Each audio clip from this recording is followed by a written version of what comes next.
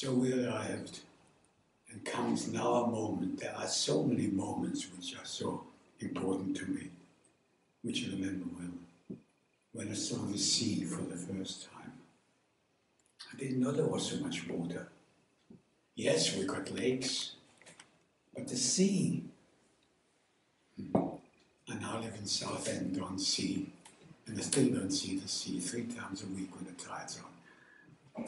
And now I saw the sea. And I know the name of the ship, an old packet boat from the LNER, London North Eastern Railway, a few years ago.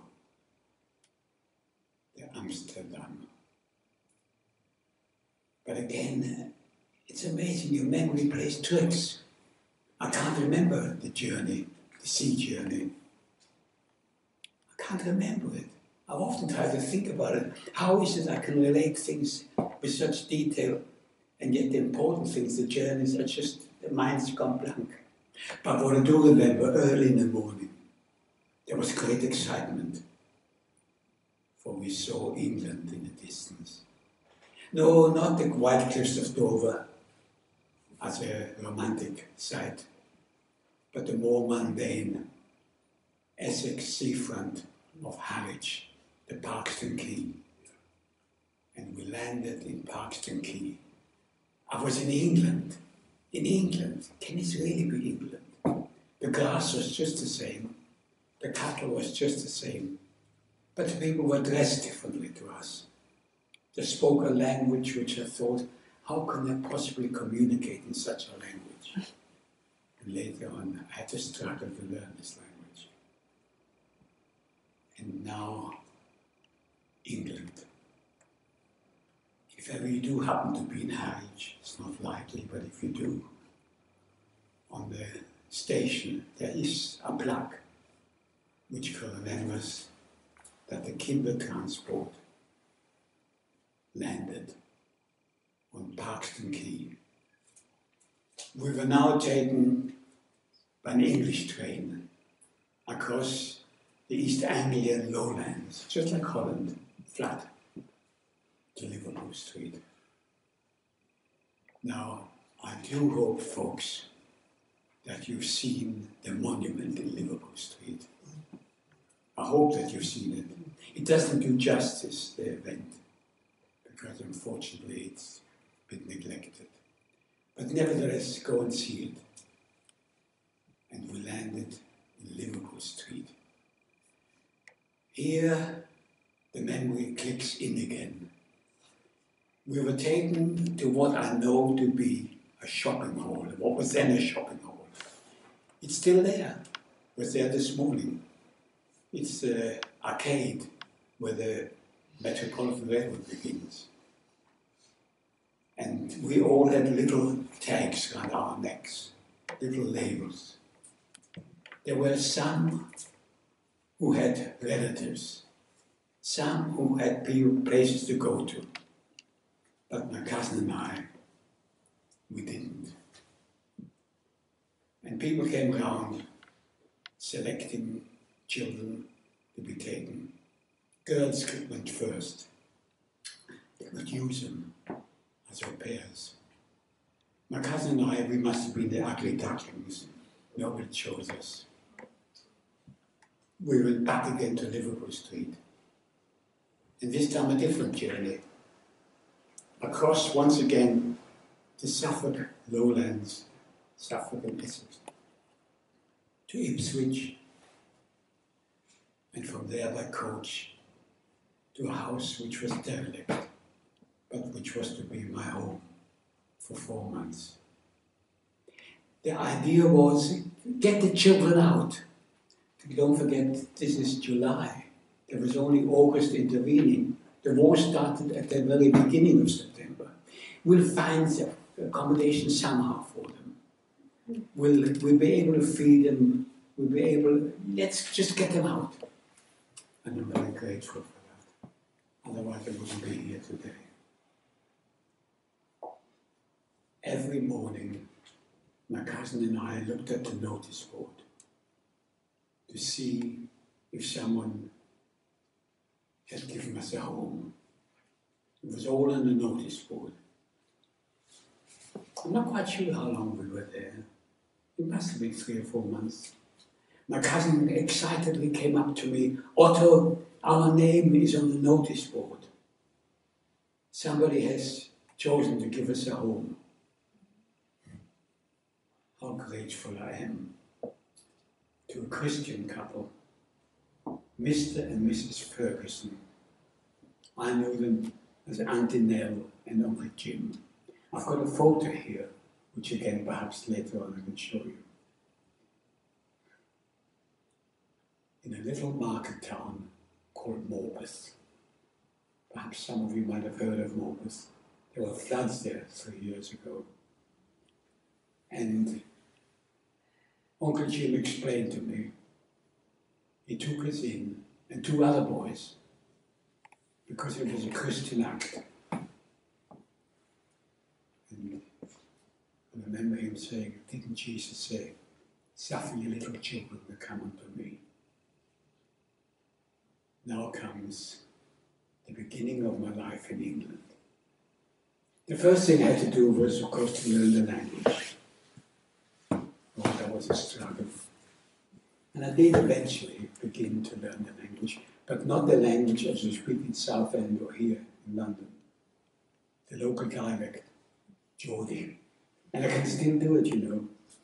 And I remember Uncle Jim, I was trying to talk to him, and he would shake his head, and now comes what I've been dying to do all morning, to speak Geordie. And he would say, "Well, Geordie, Hinny, I didn't know what you're talking about, man." That wasn't good Geordie, I don't know. And I'll translate that afterwards. And then, bit by bit, day by day, I became locally acclimatized to the English way of life. And I give thanks to them. There's so many people I could give thanks to. I give thanks to the people who contributed, for the one condition was, and it's a reasonable conditions, that £50 had to be guaranteed for each one of us. And that was a lot of money in 1938. I don't know what it would be now, but it was quite a lot of money. Some of it by children, save the children. But some of them from their pocket money in little tins. Some of them from business people, from people who could afford it. I want to make sure that from all the negatives I've said, the positive comes through as well. That I'm grateful to many things. Grateful to His Majesty's government as it was then, to pass an Act of Parliament in an emergency session that 10,000 unaccompanied children would be allowed on a mass visa into this country. And how fortunate I was to be one of them. How fortunate that my mother stood all night in the queue and got me on. And how sad I am that my lovely sister, Adele, was too old. She was 7 years older than I, and she was about 10 months beyond the acceptable age. And so, ladies and gentlemen, the years went by. The years are still going by. We remember these things because they shouldn't be forgotten. And very shortly, we have what is called Yom HaShoah, where we shall in our synagogues remember these things and say a prayer for those who managed to get out and those who didn't. My mother and sister went home, I take it. Not the home that I knew in Vienna. They had to leave the 10th district, or it was to become Judenfrei, free of Jews. It wasn't right that Jews should share the same as the Aryans. It wasn't right. But now, ladies and gentlemen, comes perhaps the finale.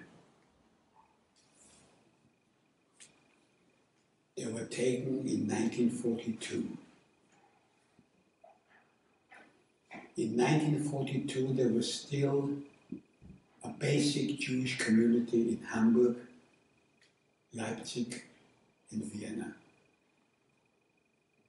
And this infuriated Himmler and Hitler, of course. And so in 1942, even in Hidden, there were still minions, 10 people going together to play in our traditional way. In May the 22nd, they were rounded up and taken to a station which no longer exists,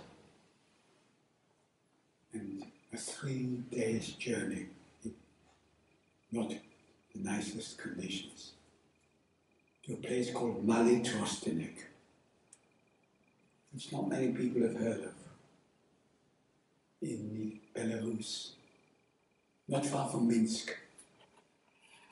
Now, Trostenik wasn't like Auschwitz. There was no Dr. Mengele making selections. There was no slave labor. It was a clearing in the woods. As soon as they arrived, they were shot. There was no other alternative. Now, in 2011, 4 years ago, I went there, and I've got a photo, again, which I'll display afterwards. It was my duty to say Kaddish. And after a long journey, first of all, fly to Vienna, and from Vienna to Minsk, or from Minsk by coach to this clearing. I was shown the possible tree where my parents could have been shot. The only consolation I got is that my father came home. I was already in England, but my mother, my sister, and my father, hand in hand, went to the tomb together. Now, when I came, there were 12 others from all over the world. A very aged gentleman from New Zealand, how I met a long journey, 90 years of age. Another lady from Birmingham, from all over the world. We said Kaddish. But there wasn't a mass grave as we had anticipated. For when the Red Army appeared, they dug out, they exhumed the bodies and take them to a crematorium. And it was there at the crematorium that they were buried, burned, whatever you like to call it. And now the Austrian government, in negotiation with the right people, are hoping to have a permanent memorial at this place. For it isn't well known. Most people don't know about Trostenik. I don't know that I can go there again, neither physically or mentally. At 86, it would be different. But my thoughts are there. And ladies and gentlemen, you've been one of the most attentive audiences I've ever heard.